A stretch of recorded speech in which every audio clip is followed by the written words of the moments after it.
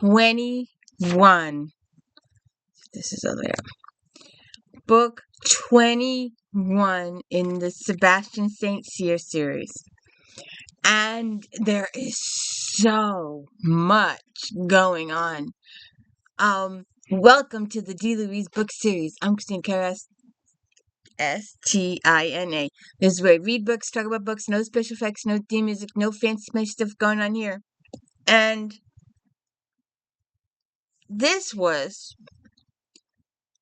it wasn't just a one and done. It was a really good, multi-layered storyline. We have a tremendous amount of people that are killed.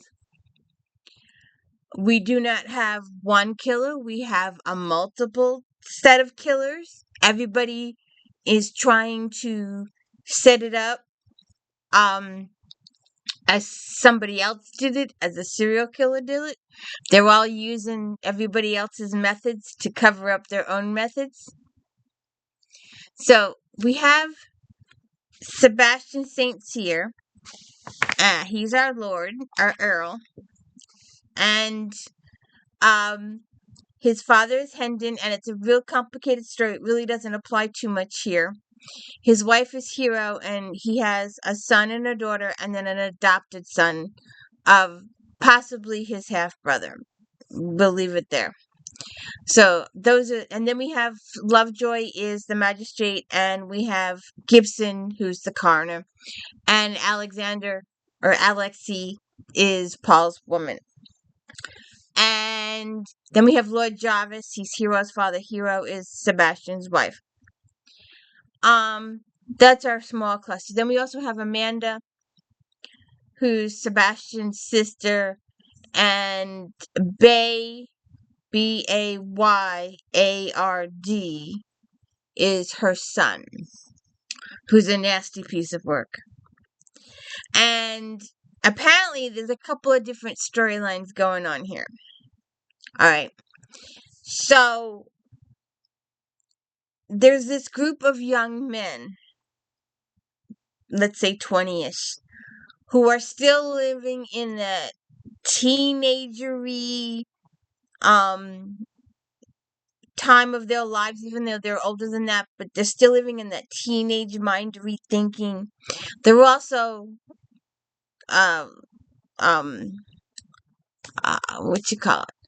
rank, like lords. They're going to be, they're heirs to estates, they're heirs to earldoms and viscounts, and they're going to move up in the world. They're part of the upper crust, so to say. So not only are they living in that teenagery mindset, but they've also got I can do this just because of who I am. Yes, I can kill you and get away with it because, my stuff doesn't stink situation. They're still in that. And so apparently, someone is killing people and doing it in the Celtic way. The Celtics had these gods, and the whole thing is explained, that this one god you burned people, this one god you drowned people, this one god you hanged people. So those are your three scenarios. And Bayard, him and his friends have been doing some horrible things. Get this out of here. Get out of here. They've been doing some horrible things. They've been destroying property of respectable tavern owners, shopkeepers. Now, England is going through a tough time right now. And these guys are struggling to make a living, and most of them are not doing very well, and most of them are ending up selling everything in creation and practically living on the streets. And Bayard and his friends, because they're in their little teenagery brains, thinks it's funny and amusing to destroy this property.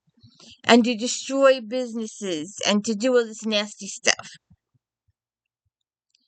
So, Bayard and his friends have been doing all this stuff, and he just thinks, and the Bow Street won't do anything about it because, they're the upper crust. They can't be touched.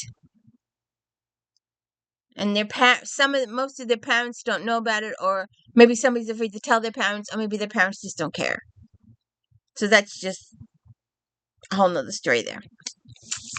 So anyway, after this one night of revelry, Bayard and his friend go up to the Celtic area. What? Come here. Alright, leave. Bayard and his friend go up to this hill, and Bayard first it was I passed out. Then it was I fell asleep. Every time you talked to Bayard, his story changed about that night.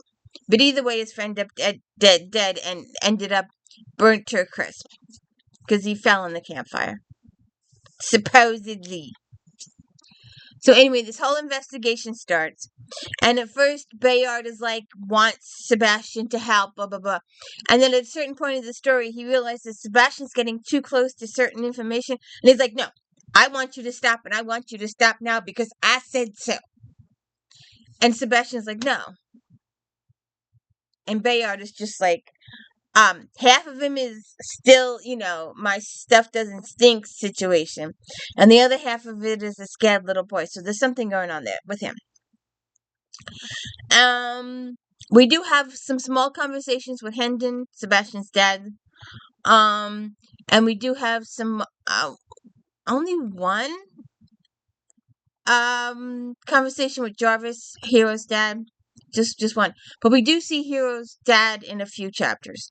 Apparently there's this uprising going on. Peaceful protesting. We've ever heard that before. And anyway, the government doesn't like their peaceful protesting. So what they've done is they've hired peeps and are paying peeps to not only tell them stuff, but also to start stuff so that the government, even though these people were just going to go and hold a sign or would listen to people do speeches, a peaceful protest, peaceful meeting, the government was paying these other people to rival up stuff. So they could arrest people and murder people for sedition and treason and all that kind of stuff. So there's that situation going on. But Bayard and his small group of friends, his one friend died that one night. And then a couple of nights later, another one dies. And then a couple of nights later, another one dies. And a couple of nights later, another one dies. So then we have a couple of ladies dying too. So it's a tangled, layered, very layered. Everybody has their reasons for doing all this stuff. And some of the people's like, oh, it's being blamed on the Celtics. Let's do it that way. Let's kill the person that way. So it gets blamed on the one serial killer. But it's not one. It's not just one. There are several. So-and-so killed blah, blah, blah. And then the other so-and-so killed blah, blah, blah. And then this group killed blah, blah, blah. And everybody has their reasons for killing these people because they want to keep secrets. They got all these secrets they want to keep. They don't want stuff to get out because they would be embarrassed. Their upper crustity would be embarrassed. God forbid they should all go to jail for half the stuff they did. So, yes, the Right Honorable Bayard Wilcox the 13th. So we have all these guys that are being killed. And, Sebastian is doing a lot of investigation and he's talking to a lot of people. And, his aunt makes a very brief appearance too. she makes it. I like the woman. She's really nice, and she doesn't take grief from Sebastian. She's pretty good with him. But his sister hates his guts. Hates his guts 6 ways to Sunday. So, all these guys start dying, and Bow Street orders from the higher ups, like Jarvis and Kona, these people that are higher up that are doing these planning, these people that are behind the planning, that even though the king is collecting all these royalties and having all this gold stuff and these jewels made and all this kind of stuff because he needs to look pretty. We won't even go there now that I thought about it. And his people are dying in the streets because they need help. They need employment. They're willing to do the work, but they're not getting the employment. They're not getting the jobs. No one is buying stuff from the little peeps. So they're doing all these peaceful protesting and stuff like that. But like I said, the government is behind this little thing to stir some of this up so we can arrest all these people. And by arresting all these people, we'll put an end to all this protesting thing. So that's their goal. That's their devious goal. But, what? Yes, ma'am. Go on. Did your bed just walk across the floor? So, we end up with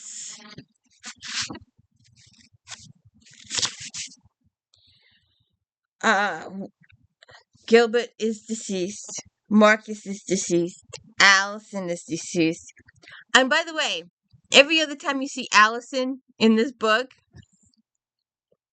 there are some occasions when Allison has 2 L's, and there are some occasions when Allison has 1 L. Just thought I'd point that out. So we have Gilbert, Marcus, Allison, Jenna, Kate, Phineas, and Emmanuel Jones. And then you have possible suspects of Adam, Damien, Dudley, Frederick, Sid, Sienna, Shasta, Theo, and Emmanuel. Emmanuel could be a victim or a murderer because he goes missing and no one knows what happened to him for a while. And then you also have a father and another son. So you have all these people that are deceased by all these different methods. And it's so layered and so there's so much to unpack here. You have your main reason. Can we put this here? You have your main reason for the murders. Then you have the secondary reason for the murders. And then you have the third reason for the murders. Then you have the fourth reason for the murders. And it's really interesting. And I confess that I did most of this book audio. So I have the audiobook too, from Audible. I did most of it from Audible because I was doing some, I like to data enter stuff, but I did most of the book by audio. And at some points, me and the audio read along together, although the audio goes slower than I do. But I stretched it out a couple of days. I tried to enjoy the book. And it was just, there were so many layers and so many reasons. And this group here were murdering the guys for this stuff. They destructed property. They hurt people. They killed some people. They were getting away with stuff here. On this side of town, they were raping girls and abusing girls and doing stuff. So there's this reason over here for this stuff. And then you have reasons in the past. And Sebastian really hounds on those reasons for a really, really long time. a lot of the book he's focused on the past, on the before, because it's revealed that these four men in question spent some time in America for the American Revolution, and they participated in some stuff that was not kosher back then. So you have the stuff the boys have done. You have the stuff the fathers have done. So Sebastian spends quite a bit of time with them. Then you have the stuff done to the girls. Then you have the stuff done to the storekeepers. Then you have all this other stuff going on. And it's layered. It's very layered. It's very this was one of the few books, and I've said this for almost all of C.S. Harris's books, that we have, let's say, 3 or 4 people, and I question person A, and I get a nibble, and I get to B, and I get a nibble, and I get to C, and I get a nibble that leads me back to A, and go, hey, A, you didn't tell me XYZ. Well, but you didn't ask. And then he goes to B, and he gets more, and he goes to C, and then he goes back to A and goes, you didn't tell me. I've been to you twice. And this circle, this ever-living, it doesn't happen in this book. Because he's questioning so many different people. I didn't get the repetition that I usually get in other books. There were too many people involved in this. Too many different motives. Too many different angles. We didn't get that repetition thing. I didn't feel that repetition, that little giving you this handful of seeds and then sprinkling them along and then having you come back for more seeds, because I didn't give you all of the seeds and you want the rest, and I give you a few more seeds and then you're like, but you come back a 4th time, your hand's not empty yet, you still got seeds. I need the additional information. This book was not like that. This is the first book that hasn't been like that in a while. There is so much going on here. There's so much information. There's so many layers. There's so many different motives. There's so much in this plot. And then there's a itsy bitsy insy witsy twist at the end you didn't see coming. And a slightly spoil alert. I'm not going to tell you exactly what happens. You have to read them.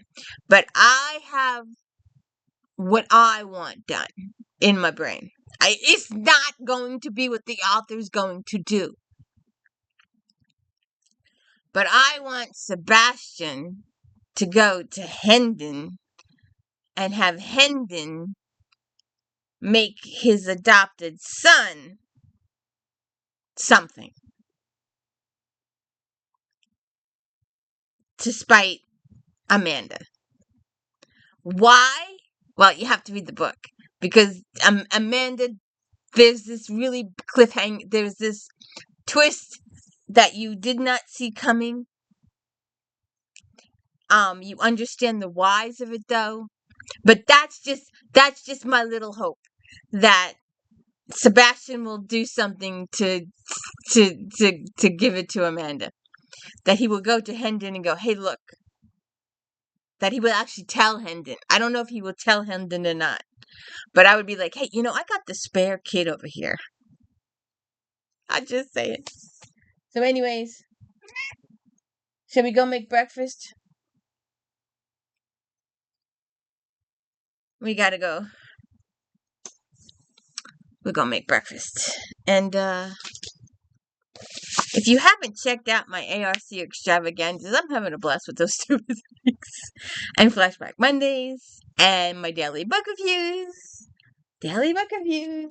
Miss Harris. And a cute cat. Who loves me. Do you love me? Do you love me lots? Do you love me? Yes, you do. I give her treats. And, that sneaky cat. She has this thing. Well, she'll pretend she's washing her face. And when you turn her back, she'll slip her paw under her collar and flip it across the room. But anyways, and hey, Star Trek Next Generation Recaps Fridays, or Star Trek Voyager Recaps Fridays, JD Rob discussions on Saturdays, alternating unboxing Sundays with ARC extravaganzas for now, and Flashback Mondays and my daily book reviews. Check it out. Have a good one.